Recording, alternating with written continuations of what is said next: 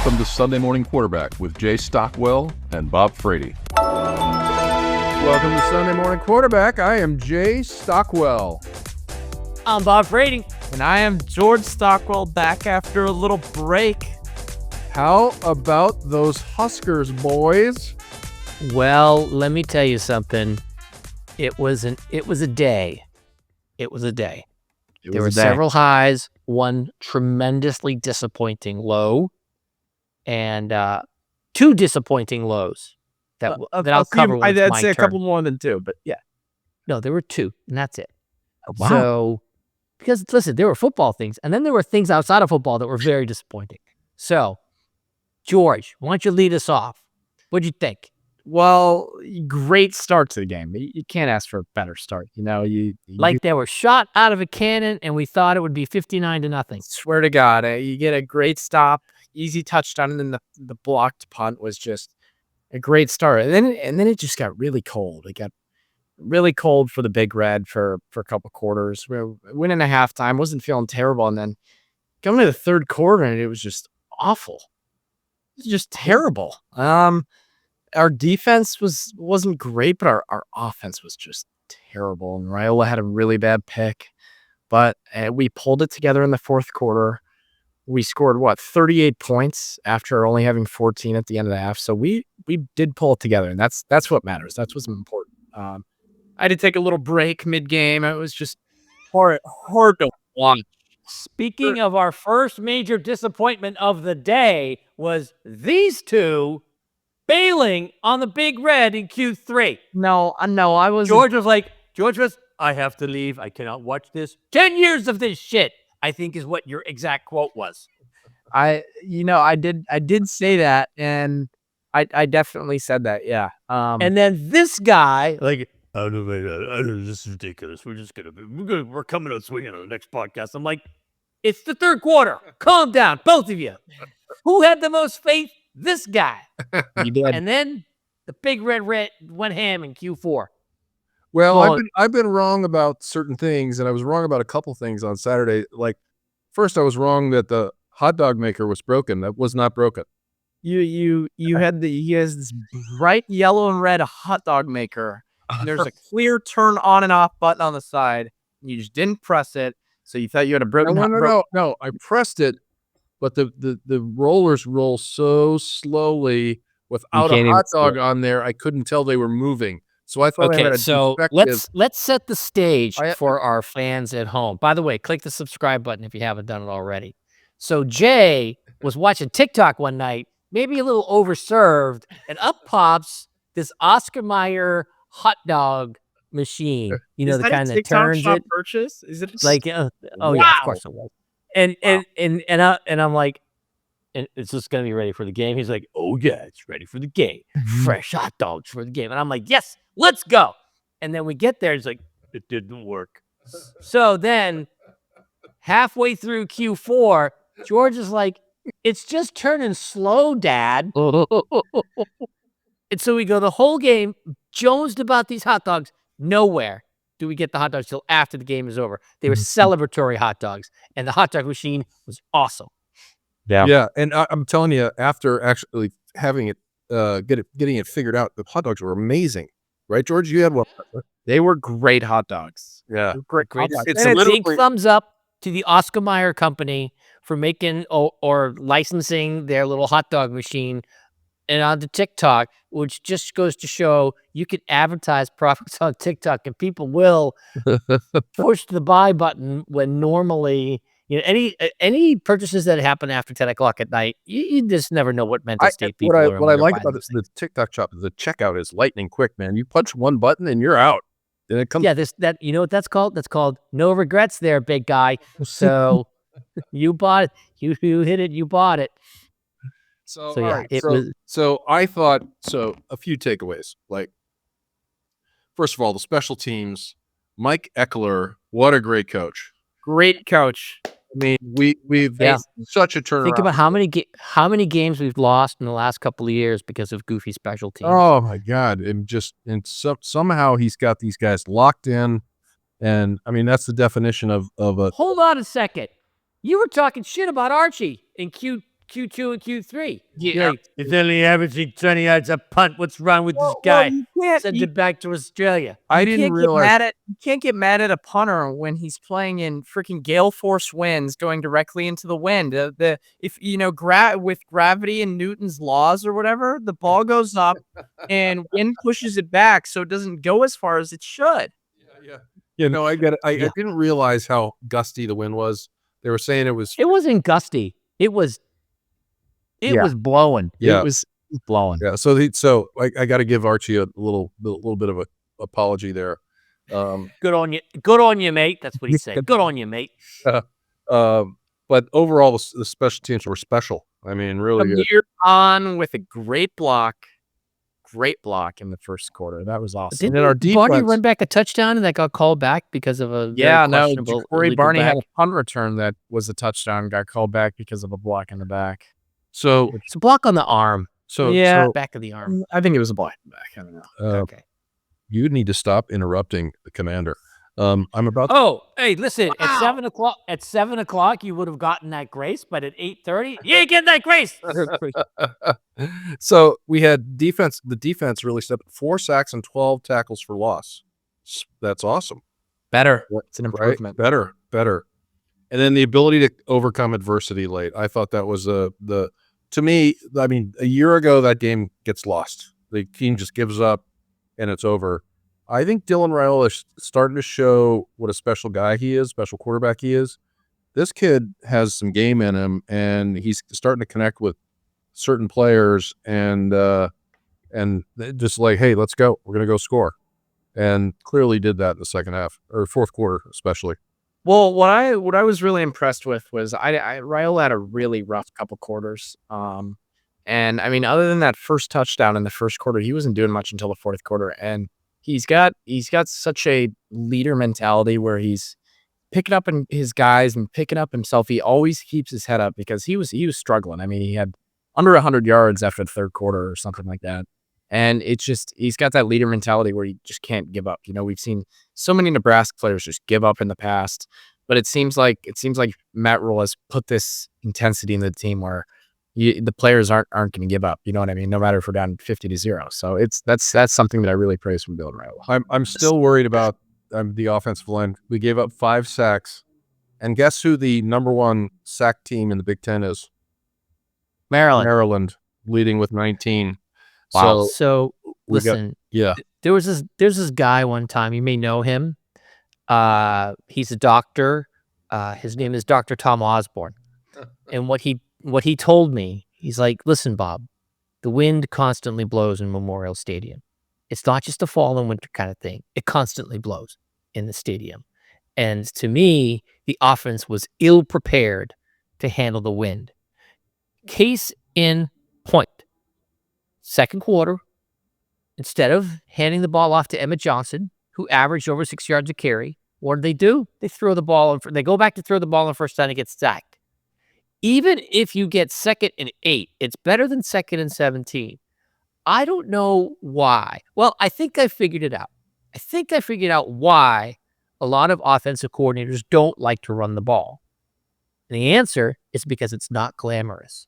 It does not reflect well on your genius as an offensive coordinator if you're just handing the ball and saying, go that way, follow the fat guys. And that is success in the wind, is running the ball. And it proved it out in the second, third quarter when the offense took a big dump because they weren't running the ball. And how did they finally score? Emmitt Smith scored on a run. Emmitt Johnson scored on a run. I think he's so great, I'm going to call him Emmitt Smith from now on. So Emmitt Johnson scored on a run. And run. Dak Prescott had a few good passes in the fourth quarter. Run the ball. Good one, Dad. Run the ball. Yeah, it took a second for everyone to get that. Oh, yeah, that was a good one. They didn't play together. Yeah. So anyway, run the ball. It's not. Look, take a page out of the Michigan book. Pound the rock. And you will get a lot of 3 yards in a cloud of dust, and then you'll get a 30 or 40-yard run. It's like pound the rock. It doesn't lend your genius. Who cares about genius? Winning is genius. Run the ball. That was disappointment number 2. Disappointment number 1, these 2 guys bailing on Nebraska. Disappointment number 2, not running the rock in the wind. I think we can pass, but you're definitely right. When it's windy like that, you got to run the ball. We got a good running back, and our run protection seems solid. So because Emmitt Johnson's had a very solid year. So yeah, that's all I got. He's a good back. He's shifty. Why don't we talk about the pass defense being the number 1 pass defense? Yeah, that's true. That's true. It is. Yep. We are locking. Sean Singleton got the Big Ten Defensive Player of the Week. Yep. We a little preview into the Around the League, which we'll do later. But I mean, Cincinnati, who we played, just beat Iowa State, and Brennan Sorsby has gone off in passing yards the last 2 games, and he barely passed against us. And I mean, that it shows our run defense isn't the best, but our pass defense it's a no-fly zone. You know what I mean? It's amazing. It was weird though, because Childs didn't pass the ball, didn't even run the ball all that well, didn't play all that well against Nebraska's defense. And then they brought the backup in, and he kid from Illinois. He played very. He's throwing the ball all over the place. Yeah, he had that one touchdown in the beginning when Childs got hurt. The one play, and then at the end, he scored a touchdown, which was he had the garbage time touchdown in the wind. So he was zinging that ball through there. So maybe Michigan State has a quarterback problem, but it was a little weird how maybe the defense was just playing soft. You know, just hanging back and letting them have the yards, and they ended up getting a touchdown out of it. Well, the one specific thing about the defense that I really like, with Tony White, we saw so much pressure towards the quarterback, and that came back this game. We need to, I'm not a defensive coordinator, but I think what we need to do is we need to allow our guys to lock up. We've got 4 or 5 really good defensive backs. We've got a good backfield.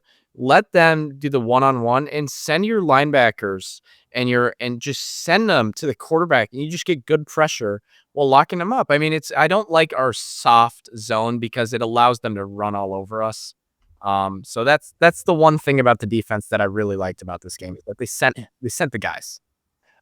One thing that was noticeable, and I didn't notice this in the first few games, was John Butler was down in the field, and it's kind of unusual to have your DC on the field rather than up in the press box. Yeah. Was that a change? I think I don't know for sure. Well, he's been on the field, I think, most of the games this year. Yeah, I think so too. It was nice to see the defense be aggressive. Yeah, and I love it. You know, they did a great job. Now, here's really my biggest disappointment of the entire game. Sunday morning quarterback, the first 3 weeks of the season, either Jay Stockwell, Bob Frady, or both, guessed the closest to the exact score 3 weeks in a row. We were running the table. Week 4 was an aberration because we were predicting victory. Week 5, we predicted this game would be 37-21. And it was 38-21 until the garbage time touchdown. So the garbage time touchdown blew it for Sunday morning quarterback being ranked for the 4th time in 5 games. That was the biggest disappointment. Close. But, you know, a win's a win. Listen, a win is a win. A win is a win. Would have lost this game 2 years ago, 3 years ago, maybe even last year. This game would have lost it. So, you know, my observation, my final observation is Michigan State played a lot like Nebraska last year. Special teams problems, interceptions, lack of consistency. That's Nebraska. Quarterback issues. Quarterback issue. That's Nebraska a year ago. And I think what Matt Rule was so jazzed about in postgame was just like, hey, this team's resilient and it's a different team. And I got to tell you, I mean, Ja'Cory Barney, what a great player. Oh my God, that kid. 13th in the country in punt yards per return. Yeah. Yeah. And had a touchdown called back, would have been even higher. Yeah. So it was, listen, this is one of those games where you can criticize it and you're like, you're a jerk, because 3 or 2 or 4 years ago, you would have lost this game and you would have been sitting there crying in your corn tassels about how Nebraska can never win and they can never come back. And they came back and they won going away. And so happy day for Nebraska. Sad day for SMQ because we missed the final score. But if that's the worst of your problems, then you're having a pretty good day. Agreed. All right, let's go around the league. What happened in the league, man? Well, let me talk about what I would say is maybe the first or second greatest upset we have seen in the last 10 years. And that's personal opinion. I'm not joking. It's the last 40 years. There was odds stacked against UCLA. They haven't, before the Penn State game, before they beat the Nittany Lions, they did not lead for a single second, a single minute this entire year. And they played two teams that weren't even Power 4. So it says a lot about Penn State. It says a lot about the new offensive coordinator, Jerry Neuheisel, for UCLA, who just put on a clinic and let Nico Iamaleava go to work. And it was a great game to watch. That was the shocker of the week. I'd say the only game that might be a little more shocking than that is when Northern Illinois beat Notre Dame last year. But that's probably around the same caliber. So here's what was funny about that game is Jerry Neuheisel was calling the plays for UCLA, and his dad, Rick Neuheisel, was calling the game on the Big Ten Network. And so you had this commentary of a dad watching his son. And all I could think is, what would happen What would happen if George Stockwell was the offensive coordinator and Jay Stockwell was calling the game from the press box? George, why'd you call that play? God damn it, George, why'd you call that play? That's how it would go. And Rick Neuheisel didn't do that, which was very cool. Sorry for Penn State fans having to listen to that, but I thought that was kind of cool. No, I think Rick was in the studio in New York. I don't think he was calling a game. I agree. Oh, okay. He was in the studio. All right. You guys saw the videos of him looking at the iPad and watching the game going crazy from the studio. Yeah. That was pretty cool. Very, yeah, but thinking with these two in that situation, oh my gosh, I would laugh all day. I was watching the game though, and it was before I knew anything about Jerry Neuheisel, who's the interim OC. And you see him, he looks like he's 25 years old. And he's only 33, and it's like, what the hell do they have a 33-year-old called play? And this was at the beginning of the game when I started at the beginning, and then they beat them, and it's like, wow, there has not been a 0-4 team that has beat a top 10 team since 1985 or 75 or 85 when 85, 85 when UTEP beat number 7 BYU, which is shocking. So that was one of the craziest wins you'll ever see in college football history ever. That was, although it does lower my enthusiasm for going out to UCLA for the game. So I was like, we're gonna get for $5. That'll be great. So Ohio State ran over Minnesota 43. Oof. Man, that was rough. Michigan took care of Wisconsin. You know, it was a close game that wasn't that close. Illinois had a nice comeback. Washington beat Maryland with 21, outscored them 21-0 in the fourth quarter. Wow. Damon Williams is a really good quarterback. He's Washington's quarterback. He is a great quarterback, Damon Williams. That's a good battle of two young quarterbacks because Maryland, not to get to the sneak peek for our next episode, but Maryland has a really good true freshman. So yeah, that was a good game. And Northwestern is over 500. Who did they beat? So they beat Monroe. Oh yeah. Okay. So they're 3-2. They beat UCLA by 3 points last week. They beat Western Illinois in a Mac snack, and they lost to Tulane by 20, and they lost to Oregon by 20. So interesting take for Northwestern. Not bad. Interesting take. Not bad. So, everything was as expected except for the shocking upset with Penn State over UCLA. Now, here's a little thing that I noticed is the AP rankings came out. And, of course, we're not there yet. But in the also receiving votes, who was number 26? I'm sorry, Uncle Bob. You missed one upset. What's that? Florida beat Texas. Oh, yeah. Well, we're only talking about the Big Ten. Yeah, so, go ahead, though. I apologize. Go ahead. That's all right. You know what? That's another big one. Yeah. Florida. Arch Manning is fraudulent. He is fraudulent. You know what he is? He's a first-year starter. And c'est la vie. Couldn't happen to a nicer team. Yeah. And so good to see. To me, the SEC is always overrated. come play big boy football up north, and then go down there with the little kids in the south. So but that was a big upset. That was. So the AP rankings came out. They had the top 25, and who was number 26 in that list? Cincinnati. Yeah. Oh wow.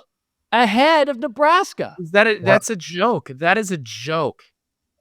Well, Cincinnati's been playing pretty well, but I wouldn't worry about that. We beat them, and we I know only lost by 3 to Michigan, dude.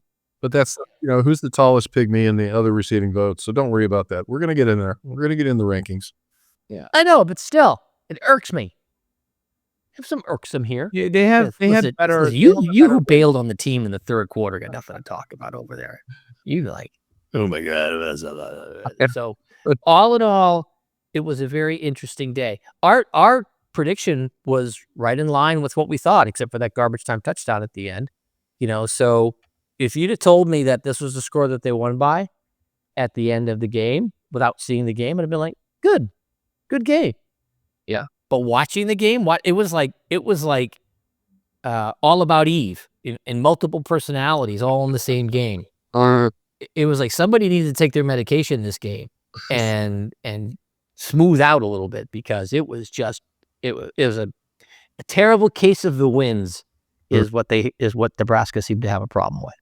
You know what's interesting though, that Penn State loss. I don't know how Penn State's going to do after that. I'm curious to see how they do. This could boost our odds to be 11-1. I'm just saying it right now. It's the Happy Valley is going to be a tough game, but that they could just be fraudulent. You never know. After that, they could. I don't know. You can't tell. Do you have okay? Do you have a picture of Kool-Aid on the table there, George, next to you?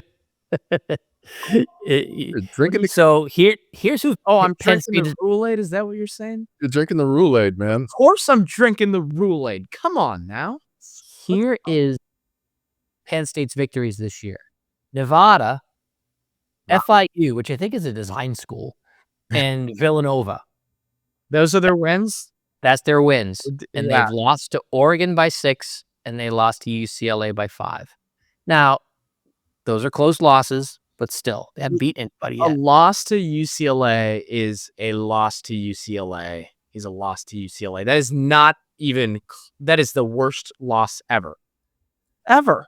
Well, UCLA could be different with a good combination between play caller and quarterback. They seem to be Yeah. It just shows you the value of coaching right there. little That is- little I'm a little- symbiotic.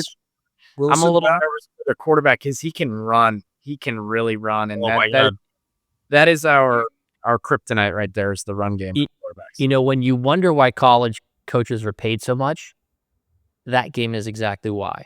Because the value of coaching, seeing kids, they wiped out all the coaches, the offensive coordinator and defensive coordinator both left, and they told Neuheisel 3 days before the game, "You're calling the plays." I'm like, I'm surprised he didn't do a Rodney Dangerfield and they pulled him out of the stands to do the triple Lindy or something like that. But That's a swimming reference, Bob. That's a swimming reference. It's coming out of the stands as the reference part there, So George doesn't even know what a triple Lindy is. So or Rodney Dangerfield, he has no idea. I know who Rodney Dangerfield is. Come on now. Yeah. And so that's the value of good coaching. Good coaching is worth the money if you want your team to win, because good coaching unlocks the potential in good players. Yeah. And they did a fantastic job. So Maybe it's the start of the Jerry Neuheisel era. You never know. Or maybe they're gonna regress back to the mean. Who knows? Who knows? Who knows? Who Yeah. knows? Yeah, exactly. All right. Well, listen, I will be landing in Minneapolis at 5:00 tomorrow. We'll do the pregame for Maryland tomorrow night. Nobody knows where you are or what time it is. I know. So thank you for setting the schedule down there. I'm just It's a wonderful, laying it out there so for it. I'm wonderful thing. I am in Newport Beach, California right now, but I will be home tomorrow. Dude, I'm in Newport Beach, California. It's great. It's great. All right, George, why don't you take us out? No. Commander's got us. Commanders. All right, you ready? Hold on. What happened there with some audio issues? I think it's you. Yeah. So you mentioned California, and your Republican computer is just like, oh, California. Newport beats Ready? California. Oh yeah. What's you get your bet? Oh, I almost went through the window. That's how big my chest gets when I get Oh, ready to yell. you're doing some Wim Hof breathing here? Come on. Go Big Red! Go Big Red! Go Big Red! All right. Till next time, people.